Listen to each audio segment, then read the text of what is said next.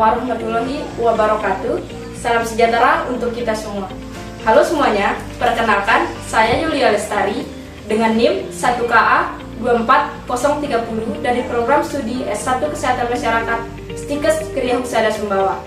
Hari ini saya ingin membahas sebuah topik yang sangat relevan dengan kehidupan akademik dan profesional kita, yaitu public speaking atau kemampuan berbicara di depan umum. Sebagai mahasiswa kesehatan masyarakat, kemampuan ini bukan hanya sekedar pelengkap, tetapi bagian inti dari peran kita di lapangan, seperti penyuluhan, promosi kesehatan, dan kampanye sosial yang mengandalkan kemampuan berbicara yang jelas, meyakinkan, dan percaya diri.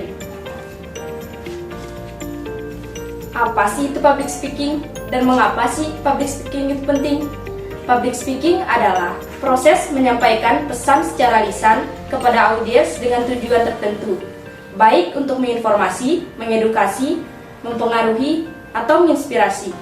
Ini bukan hanya tentang berbicara keras atau panjang, melainkan bagaimana membuat pesan kita dipahami, dirasakan, dan diingat.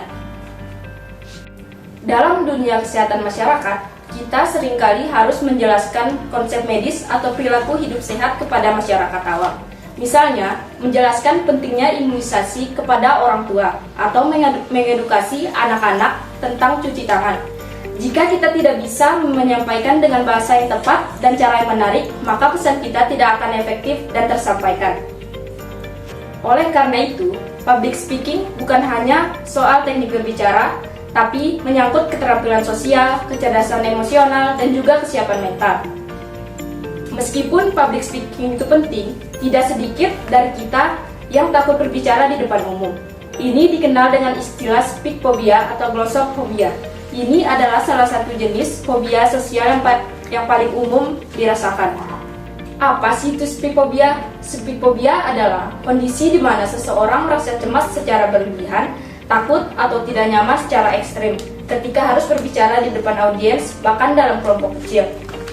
Adapun tanda-tanda umum speak phobia seperti jantung berdebar kencang, tangan berkeringat atau gemetar, suara bergetar atau tercekat, sulit bernapas, pusing atau mual, pikiran kosong dan saat tampil. Kondisi ini bisa membuat seseorang menghindari situasi berbicara, bahkan jika itu penting untuk tugas dan pekerjaan. Mengapa sih ini bisa terjadi? Speak phobia bisa muncul dikarenakan yang pertama, pengalaman buruk di masa lalu seperti diejek saat berbicara. Yang kedua, perfeksionisme atau takut salah dan takut dihakimi. Yang ketiga, kurangnya pengalaman berbicara di depan umum. Yang keempat, rendahnya rasa percaya diri. Namun, speak phobia bisa diatasi dengan langkah-langkah yang tepat dan latihan yang konsisten. Mengatasi speak phobia bukan proses instan, tapi bisa dilakukan secara bertahap. Yang pertama, kenali dan terima rasa takut, yaitu mengakui bahwa kita merasa takut dan itu normal. Jangan menyangkal atau melawan rasa gugup secara berlebihan, karena hal itu bisa membuat tekanan semakin besar. Yang kedua, persiapan yang matang. Persiapan adalah kunci utama. Seperti pahami materi, buat catatan poin-poin penting, dan susun struktur pembicaraan. Ketika kita tahu apa yang ingin kita sampaikan, rasa cemas akan sedikit berkurang. Yang ketiga, latihan berkali-kali. Seperti berlatih di depan cermin, teman, atau dengan merekam diri sendiri bisa sangat membantu. Ini akan meningkatkan rasa percaya diri dan memperbaiki kekurangan secara bertahap. Yang keempat, teknik relaksasi. Sebelum tampil, lakukan pernapasan dalam, meditasi ringan, atau afirmasi positif.